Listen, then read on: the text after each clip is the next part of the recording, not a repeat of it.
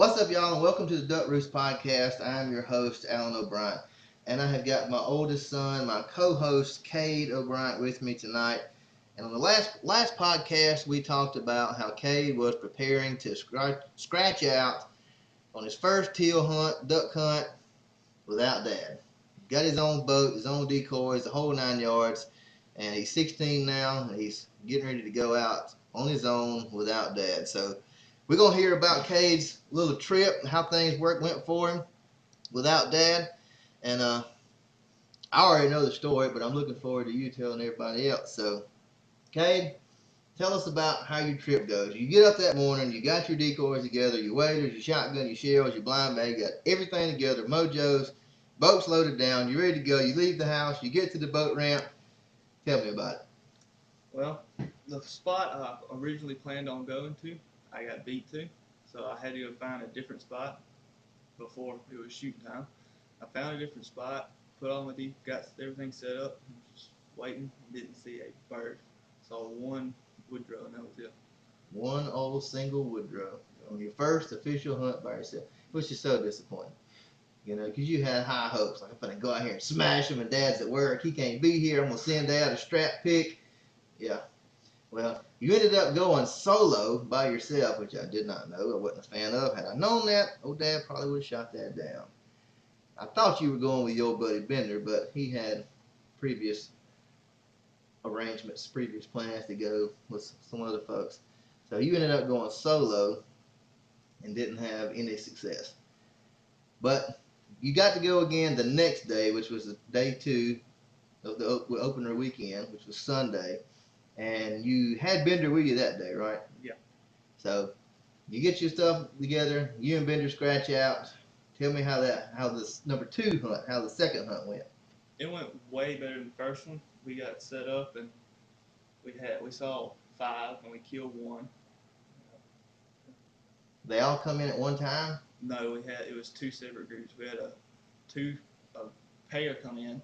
They swooped in behind us, got like real close, like swooped over the decoys, picked up, and they went on. And we had a 3-pack come from way out front. They just came right in. We didn't have to call to them or nothing. Well, that's nice. That's awesome when you do that. But I wish you would have got to call them in, because there's nothing more rewarding than seeing some birds and you call them, you hit them with a call, and they come straight to you and work in a decoy and you smash them.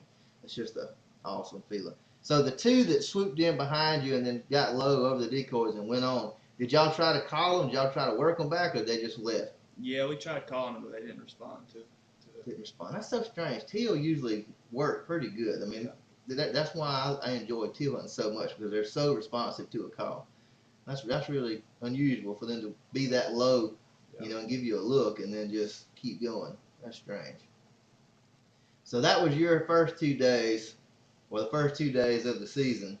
And so that was Sunday. Well, Monday, old Dad was off. Dad gets to get the old assassin out, get the boat out, get the cobwebs off, throw the decoys in the boat, the mojos. Dad's pumped. I'm ready to go. And I was telling you when I got home from work that day, there was a front moving across the Midwest, kind of pushing down towards us. And it was a pretty good northwest wind, like 5 to 10 out of the northwest. So I was really excited. I just had a gut feeling that we were going to have some fresh birds. That little front was going to have some birds ahead of it. And, man, I got up that morning, got the boat hooked up, scratched out of here, got to the boat ramp, paid my lunch fee. If y'all watch the videos, y'all know I'm big on that. Boat ramp etiquette. You got to pay that boat lunch fee if you have one. So I got the boat launched, and I go to my number 1 hole, option A. I get there, and I'm driving along, and I'm like, I don't know, 300 yards away from the hole. And all of a sudden, out of nowhere, I see a flashing light. And I'm the only truck at the boat ramp, so I think I'm the only soul out there on the river. But no, they must have put in somewhere else. I don't know. But they beat me to my number 1 hole, and I was like, home. I was just devastated, because I was like, that's just where I need to be. Weather's right, the wind's right. That was the hole I wanted. I was like, golly, this just sucks. So I had to go to plan B, which is where you and Bender had went the day before and saw the 5. So I was like, well, Cade was there yesterday. He saw a few teal, so maybe there's still a few hanging around. And hopefully this front's pushing some in. So I had a pretty good boat ride from there from plan A to plan B, which, I mean, how long and how far of a ride would you think that was? Probably about 10 to 15 minutes. 10 to 15 minutes. Yeah, that's about right. 10 to 15 minute boat ride. And probably, what would you say? I don't know, 3 miles maybe? Yeah, probably about 3 miles. It's a pretty good ride. I mean, the 3 miles doesn't sound like far in a boat ride, but when you're in a little duck boat and you got a little small motor, it takes, you're not like you're going to be there in just a second, not lickety split, Which the Assassin now, with just me in it, the Assassin to get on down the river, but it's still, small outboard. It ain't skint back for no reason. But anyway, so I get there and I'm like, oh my gosh. So I'm thinking the whole time I'm riding down the river, I'm thinking, what in the heck am I going to do? Where am I going to set up if I get there and somebody has beat me to that hole? Because that was my number 2 ace in the hole, option 2, which I was really comfortable with either A or B. I was happy with either one of them. But I really wanted option A. Didn't work out. But I was not disappointed at all to have to go to plan B because we have killed teal there.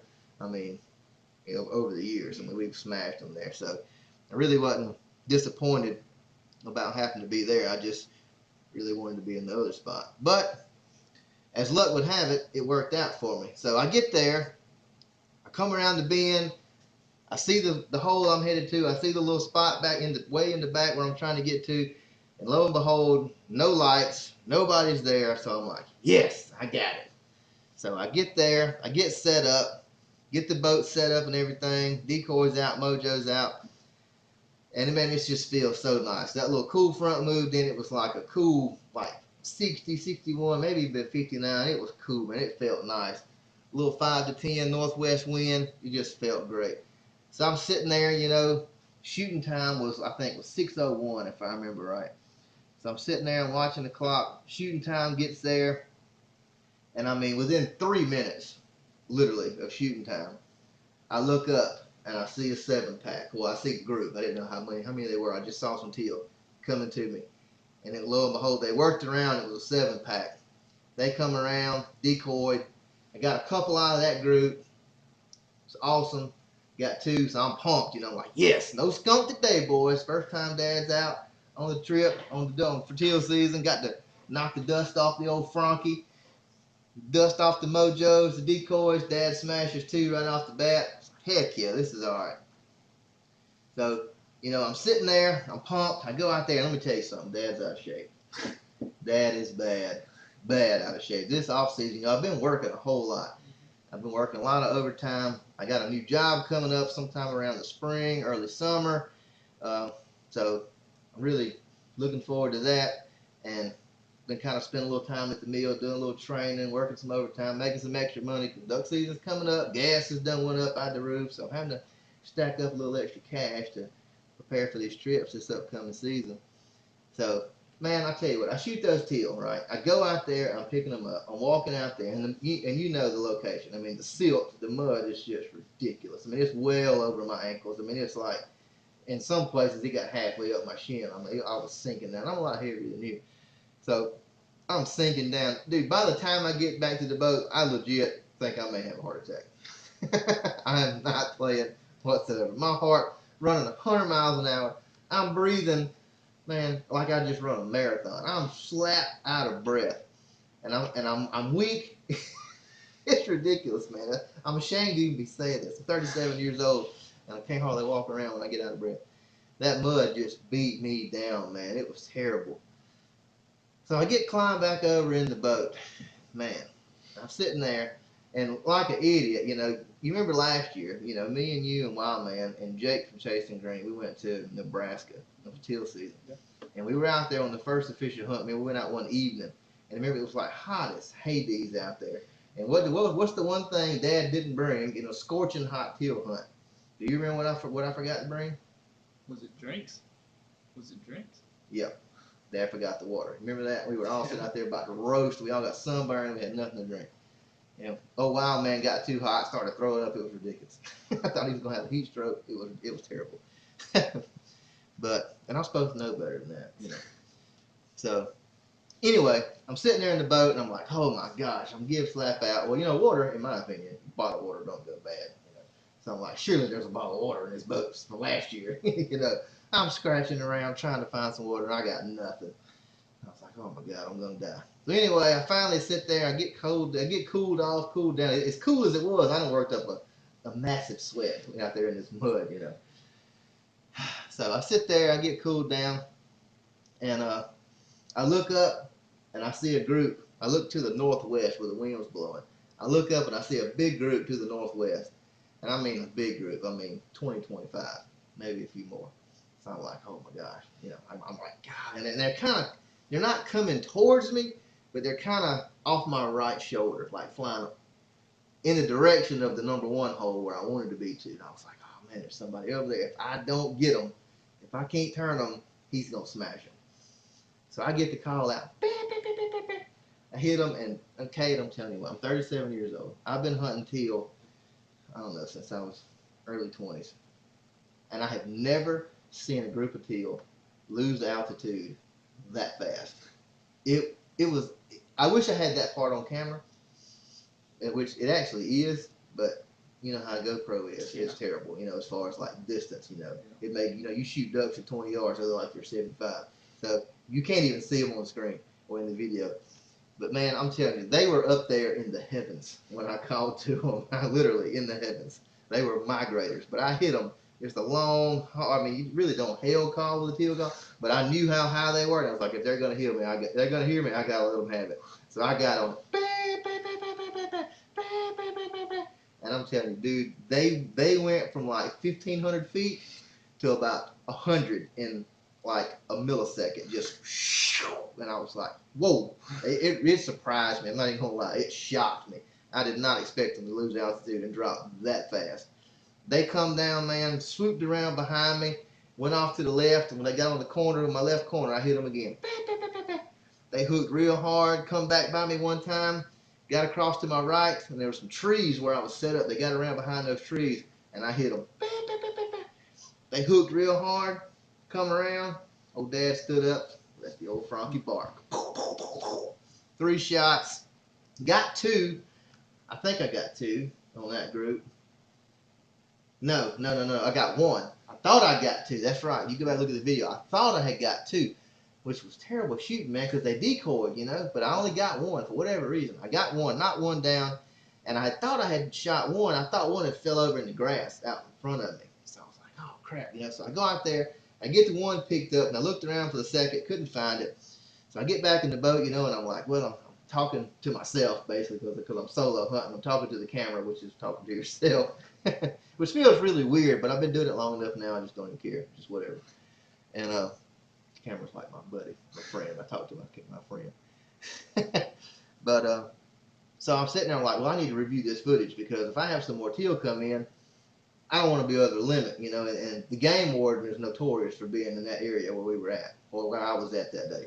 So I was like, man, I got to be right, you know, because I don't want him to come in here on me, you know, and happen to look around and maybe find that bird or whatever, you know, and you know, I get a ticket. So I want to make sure I was legal. So I get the camera off the tripod. I'm looking through the footage. I play it back.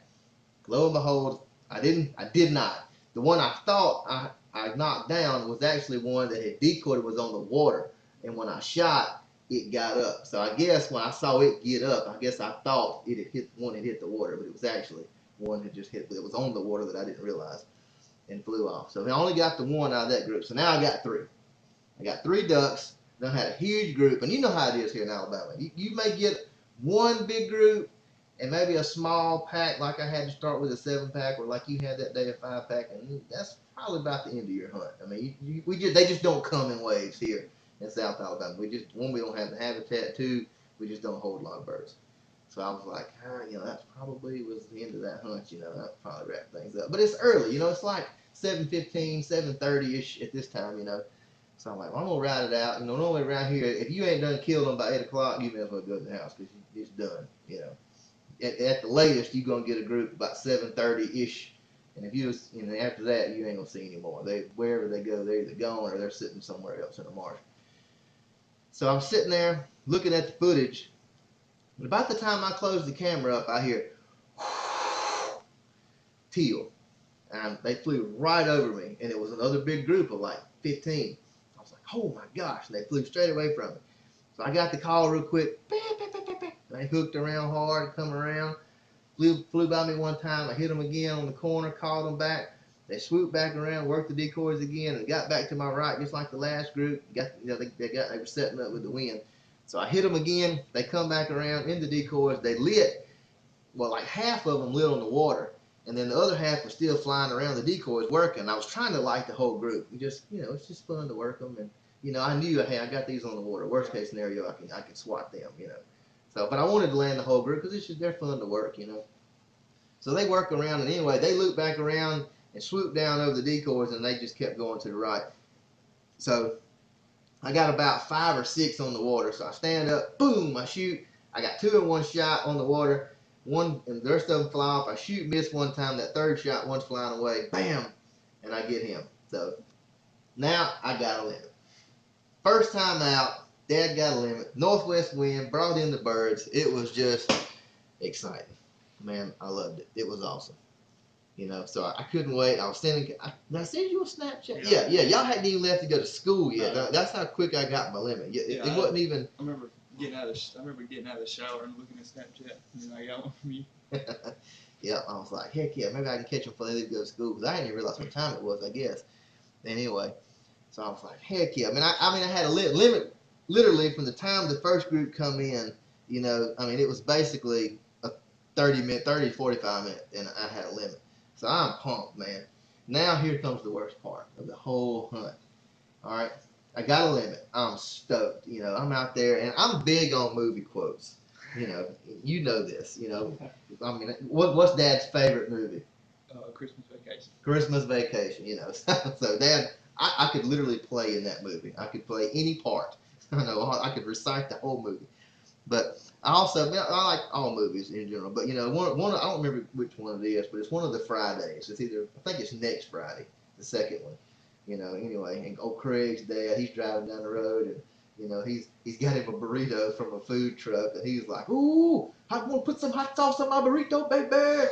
So I'm all pumped up. I'm out there picking up the dead birds on the last little volley, and I'm just stoked. I couldn't even control myself. I'm just yelling, got the GoPro rolling, and I'm like, "Ooh, put some hot sauce on my burrito, baby." I'm just all pumped up, so excited. I just couldn't control myself. And it's pretty funny if you go watch the video. It's live on YouTube now. If y'all want to go check that out, if you hadn't seen it already, go check that out. Smash that like button for me. Drop a comment. Let me know what you think about the hunt. But, man, so I got the birds, and now, like I said, the worst part is on me. And what do you think was the worst part of that whole trip? Picking up the decoys. Picking up the decoys. And all that mud that's done kicked my butt one time already. Now, what was so crazy was, where the birds fell, the first time was the worst. That was the worst part of the whole flat. And unbeknown to me, I didn't know the mud was that bad in that particular spot. But the decoys were just to the right on the edge of that bad part. So I'm like, oh my God, I gotta go out there and get to the decoys. Well, I'm already out of breath because I done went and got picked up the other birds, And one bird, the furthest one, he fell way out there past the decoy. He was like probably 15 yards on the other side of the decoy. I shot him at about 35. So I'm like, golly. So I'm already, I had to walk way out here to get him in all this terrible mud and get all the way back to the boat. So I'm slap out. I'm out of breath. I gotta get me like a treadmill or like some kind of Stairmaster, a Peloton or something. I gotta get something. Build my lungs back up. Golly, I got out of breath so bad. My legs would give out. Man, so I decide, all right, look, I'm already slap out. I got to pick up all these decoys. I got like 2.5, almost 3 dozen decoys out, 2 mojos. So I'm like, golly. So I go out. So I drag the boat out. So my plan is I'm gonna take the boat with me. When I get tired, I just lean over on the boat. I'm just give out. So I take the boat out there, get the decoys picked up. And now, you know what I got to do next because it's so shallow. What I got to do now? You have to walk the boat out till you can put the motor down and go. Exactly. I got to walk the boat out of there. Now, see, here's the thing. That morning going in, the water level was perfect. I idled all the way to the hole. All the way. But, like I was telling you in the last podcast, you got to pay attention to that water level because our water level was dictated and determined by the dam up here. Well, they started pulling water. So what do you think they did? The water level was dropping. They pulled it out. And then the water was falling as I was going out. So I had to walk like literally like almost 200 yards, pushing the boat before I could ever even trim the motor down to the lowest setting. Because my motor's it don't have hydraulic trim, it's got manual trim. But dude, I'm telling you, I walked pushing that boat. I'm telling myself the whole time, this ain't worth it. 6 ducks, the limit, just ain't even worth it. But I was so pumped it didn't even matter. So I finally, I get the boat going. I finally get where I can let the motor down and get out of there, get back to the truck. Thank God I didn't die, didn't have a heart attack, didn't have a heat stroke. So that was awesome. It was a great hunt. If I had to do it all over again, I wouldn't change anything. It was a great hunt. Everything worked out perfect, and it even worked out even getting beat. That brings up a good point. I got beat to my number 1 hole, but it's like I told you in the last podcast. I'm not gonna come in on you. And I'm trying to raise you and teach you that way too. If you get beat, just suck it up. Take it as a loss. You got beat. Go somewhere else. Man, over the years, there's been a couple of times that I've been beat to a hole and I ended up sitting in a place that I really did not want to be in and had great success. And then come to find out, the people that was where I wanted to be, they zeroed. They never fired a shot. So you just never know. You get there first, you own it till you leave. That's the way it's public land, but if you're there, it's your hole, you own it till the hunt's over. That's just the way I feel. Some people, will walk in on you. I think we had this happen to us one time in Arkansas. Me and you and Jake and Glenn from Chasing Green, we were hunting in the timber. And no, you wasn't there on this trip. You wasn't there that trip. This is when we killed the pintail in the timber that day. Yeah, you wasn't. That's right. You wasn't on that trip. Yeah, well, me and Jake and Glenn were in the timber in Arkansas, public land. And dude, you hunted with them before in the timber. We had to walk. I mean, how far was a couple of those walks? Probably a mile and a half, maybe. Yeah, I mean, we was walking 3 miles round trip. A mile and a half in, mile and a half out. And how much of it was on land? Very little. Maybe when you first started walking, it was on land. Right, and it was just a little gravel road. Then you hit the water. So we dragged sleds, a couple dozen decoys apiece. Whole 9 yards, and we walked a mile and a half in knee-deep water, and that will whoop your behind, But we're pretty strong-willed people, We know how to we'll push ourselves to the limit. So we would give slap out. Me and Jake and Glenn got there that morning, and we get everything set up, and we see headlights coming, and we're like, golly, man, we don't walk this far, and here we go. We finna hopefully not have an altercation with these people. They obviously want to be in the same spot. But there were some other places behind us, that we knew what they knew about. Jake and Glenn, I didn't know anything about it. I've never been there before. But there were some open holes in the timber that, that they could set up in. So he was like, well, maybe they may be going past us. They could be going back here behind us. Well, those 2 guys, it was 2 of them, and they had a dog. They come walking up to us, and they was like, man, will y'all please let us hunt with y'all? Man, we done walked all the way in here. We thought we was going to get this hole. Would y'all please let us hunt with y'all? And, we didn't care. Hey, more the merrier. Great. In the timber, it's not like hunting in a marsh. In the timber, we're not really timber experts because we don't do it a lot. But, as a duck hunter, the ducks are working the timber. They can't really see your decoys, They're coming to the call. So the more calls you got, power calling is a big thing in Arkansas on the timber. So the more calls you got, the more callers you got, the more ducks you sound like, the better advantage it gives you for the people around you. So we didn't mind, and they were really cool guys. So they hunted with us. We had a pretty good hunt. Killed a few mallards and a pintail in the timber, which was kind of strange. But anyway. But it just goes to show you, I'm not opposed to hunting with somebody. Depending on who it is, if I know who they are, especially around here. Now, there's a lot of people around here that hunt around here, and if they come in on me on a hole, I'm not going to tell them they can't hunt with me, but I'm going to try to persuade them to go somewhere else. Or I may just give it to them and just go somewhere else because I just don't want to hunt with them because of who they are and the way they do things. Because we do things right. We're going to be legal. We're not going to be sky busting. We're going to call the birds. We're going to work them. We're going to decoy and do things right. And some people just, they're out there. Basically, it's a dove shoot over water for them. They just shoot their outer shells and they sky bust, and it's ridiculous. So, pretty particular about who I hunt with. That's why if you watch the videos, you'll hear me say many times I got a small circle. I have very, very few people I'll hunt with or even take hunting. So, and for that reason. But, so, it's always good, to just either suck it up as a loss and go somewhere else and, just cut your loss and hope for a better day next time.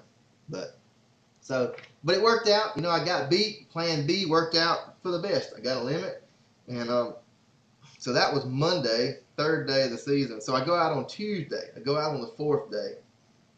I go out. I'm by myself once again. You're in school, so I'm by myself. I go back out there, and I had seen so many birds in the area. I was like, it's probably not a bad idea to go back where I was. So I went back over there, and dude, I hunted. I mean, I sat there till almost 8 o'clock, and I had a 4-pack come in at like 7:45.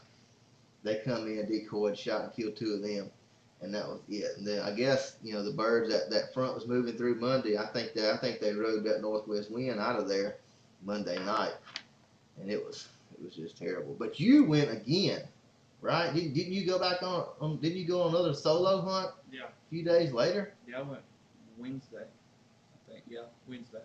You went Wednesday, and what did you get the hole? Did you get beat that day? No, I was the only person in that flat that day. See, that's what I like about hunting during the week. You got it to yourself. Friday, you may be some people out there. Saturday and Sunday, there's going to be somebody else out there. But the week, see, that's Dad's time. I'm off a lot during the week, and I got the whole place to myself usually, which was what was so shocking. Monday was I got beat to the hole on a Monday. So I'm like, who the crap is out here? Because most of the people I know hunt around here hunt during the week. I mean, work during the week. So I'm like, who the crap? I don't know who that guy was, but I don't know. But he was there. I guess he took off work. I guess he knew that front was coming too, so maybe he wanted to ride the hole. But hey, and I heard he did some shooting. Now, he didn't do as much. I think he fired like 6 shots that day. I don't know who it was. I don't know what they killed or how many he killed, but he did fire some shots. So I know he didn't get skunked. I guess he might miss, but he did get some opportunities anyway. And have you been back out since? Me and you went yesterday. That's the only other time I've been since Wednesday. Okay, you hadn't been since. Me and you and Wild Man got up and went yesterday morning, and it was just a complete bust. Yeah. I don't know. These teal down here are so scarce. I mean, they're here today, gone tomorrow. It's kind of like, fishing for spots. And what I mean by spots, for some of you don't know, down here in Alabama, we have largemouth bass and we have spotted bass. Largemouths typically, they're going to hold up in the same locations. You can pretty much pick them out where they're going to be. But spots, you may pull up on a ledge today fishing for and get into a big school of spots and sit there and wear them out and then think, heck yeah, I'm going back tomorrow and get me another limit of bass and don't get a bite, because they're here today, gone tomorrow. It's just what they do. And the teal are like that here. They're here today, gone tomorrow, because we just don't have the habitat. Plus, they're moving on. They're ready to get to Mexico or wherever they're headed to. They're ready to get out of here. So, but that's teal hunting here in Alabama. And then let me tell y'all about this. Y'all ain't gonna believe this now, because I didn't believe it. And Cades, he tells me it didn't happen, but I got a reason to lie. I mean, it happened. So. Oh, you're talking about this? Yeah, I'm talking about this morning. So, all right. Clock goes off 3:30, which is super, super early. But I'm the kind of guy, Dad gets up and I get completely dressed and ready to go before I wake up anybody else. So, and I do that, so I'm already dressed and ready to go. You and Casey, a Wild Man, can be getting yourself dressed and ready to go. While y'all are doing that, I'm coming outside and getting camera gear and things like that together. So, anyway.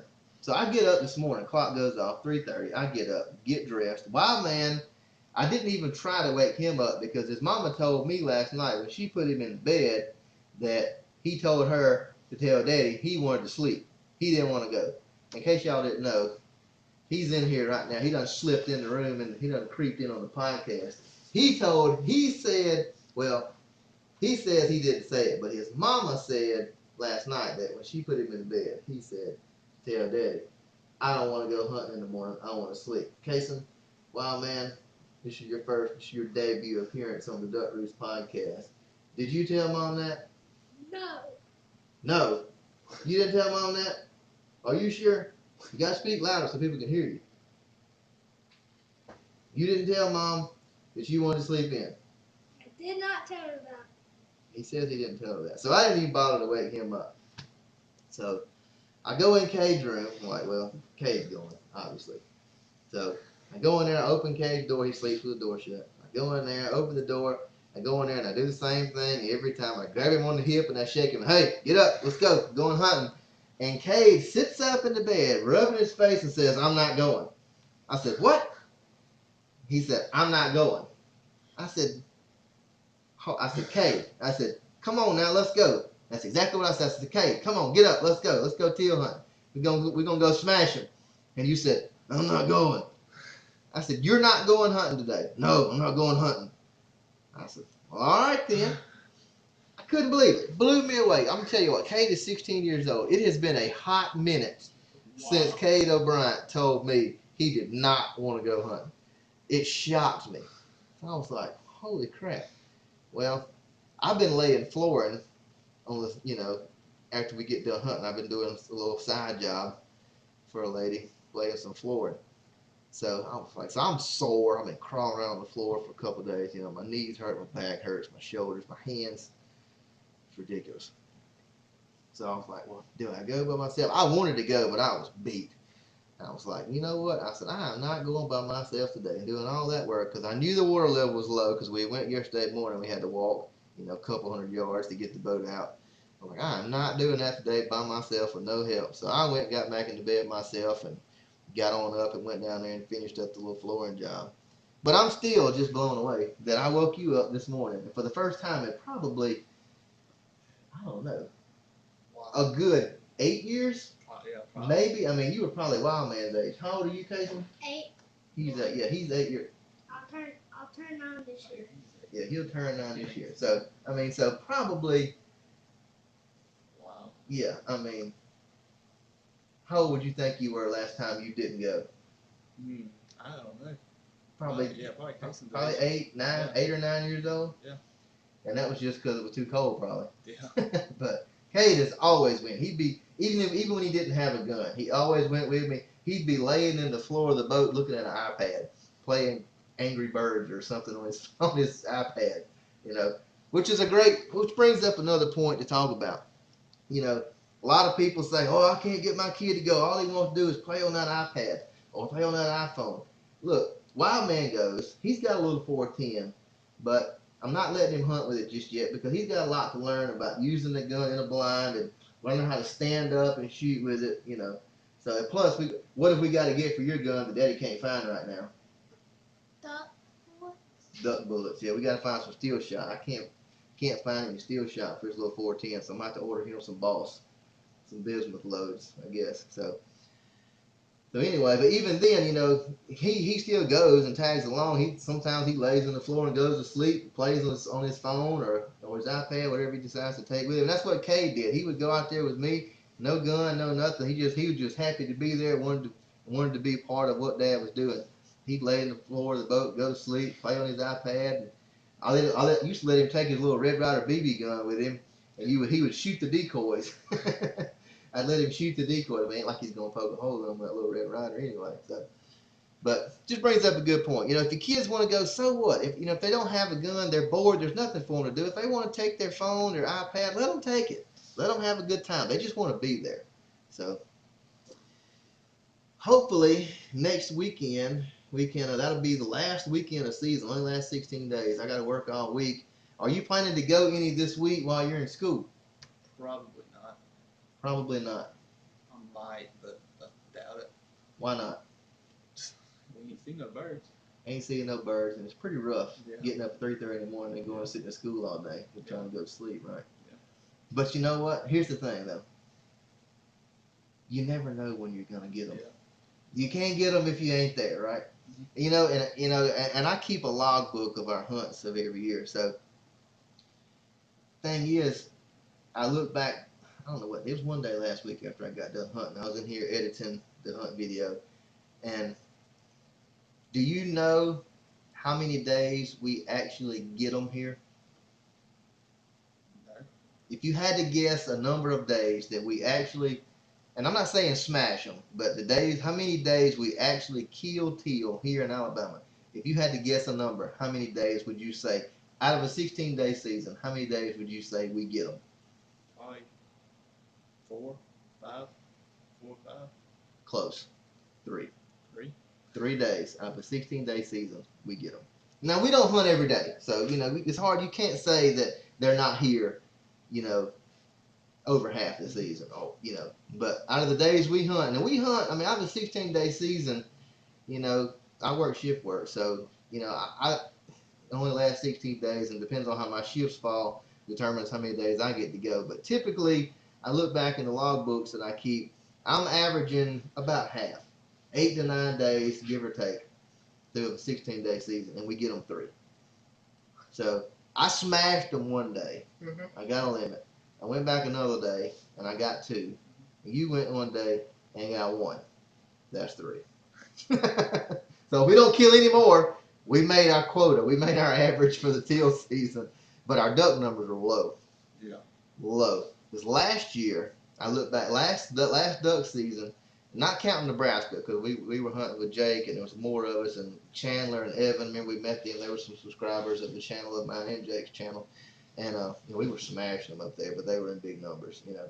So, but you know how many teal I killed here last teal season? Guess a number if you don't already know the number. I think it's 16, isn't it? 16. Yep, I killed 5, 5, and 6, 3 days in a row. That's the only days we got them here. 3 days in a row, 5 one day, 5 the second day, 6 the third day.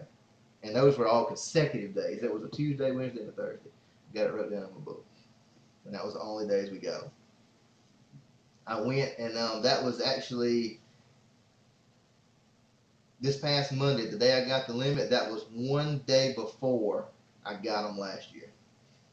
I got them on the 5th day. No, I got them on the 4th day of the season last year. I got them on the 3rd day this year. Isn't that crazy? Yeah. It's kind of strange. Yeah. See that, and that's why you keep a logbook. That's why, because you can look back and see the days you get them and the days you don't. But what's ironic about that is it was the exact same time. First, 3-4 days of the season, and the rest of the time I didn't get them. So that's what's so crazy. Yeah. And I look back in the book also when I was studying, because I'm a little bit of a data nerd. Nobody knows it, but I keep stuff because I'm crazy. But you know how many times we've got them on the last weekend of the season? How many times we've actually killed them? We go killed, and just killed one period. Any? Yeah. Is it one time? I think. One If I time. remember. Yeah. One time, and that was last year. I thought it was the 2019 season. Nope. No, you're right. I forgot about it. I didn't look at that book because that was the day that Alex and Jason were out there. Yeah, because we killed the 7 that weekend. Yeah, we killed. Okay, so 2 times. 2 times in the last 2 years that we got them on the last day, or the last weekend. We got 7. No, it wasn't 19. That was 20. That was 19. I thought that was the year we went to Louisiana with Tyler. Okay, it might have been. That was 3 years ago then. Yeah. 3 years ago, we got them on the last day. 2020, we didn't get them on the last day. 2021, we got 2. Remember, we were in the same place we hunted yesterday. Yeah. And they come in like right at shooting light. I actually made a video on it, but you can't even see them. It's just black screen because that GoPro's terrible in low light. We got 2. We had 2 come in, we killed both of them. And we didn't see another bird, and that was the last day of season. Or last weekend of season. Yeah. I think it was actually a Saturday.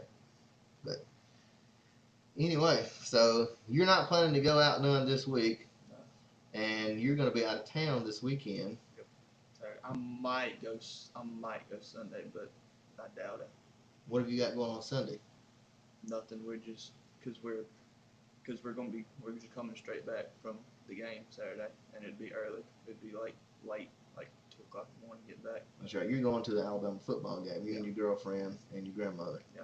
Yep. So me and old Wild Man, be me and you Saturday morning, bud. Okay. Are you going to go this time, or are you going to sleep? Go.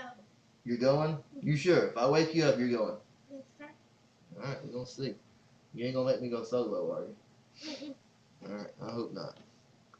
I don't mind going by myself, but it sucks sometimes. So I'm going to go. I'll probably go Friday morning because I'll be off Friday. Probably go Friday morning. I'm definitely going Friday morning, Saturday morning, and Sunday morning. So we shall see. Maybe we can end with a bang. But so I'm going to look forward to the weekend, and my gut tells me you're going to go out one day this week. You're going to be like, yeah, I'm going. Bender might talk me into it because he'll probably want to go one weekday. All right, well, we shall see. If we do, you'll have to give us a report on the next podcast. And So that was how Cade's first hunt went and how teal season is going for us thus far. Hopefully things will pick up. We'll see. But like I said, the data shows we typically get them 3 times out of a 16-day season. And we've already made that quota. So, but that's as a group. That's me, you hunting together. So now we done kind of spread things out. Now that you got a boat, you're doing your own thing, covering a little more ground, gonna get a little more hunt days. So that could change. So we'll see. But I hope you enjoyed tonight's podcast. I know it may have got a little boring to some people talking about teal hunting, but hey, this is what we do, and we love it. So I appreciate y'all listening. Be sure, give me a follow, give me a rating. I appreciate the ratings. And if you have not checked out the YouTube channel, please go over there and check that out. You can check out that hunt where I shot my limit the other day. If you haven't seen it already, go check that out. Smash the like button. Hit the subscribe button if you haven't as well. Drop a comment down below and let me know how you like the hunt and anything you may want to share about it. And man, that's all we got for y'all this week. So we will catch y'all on the next one.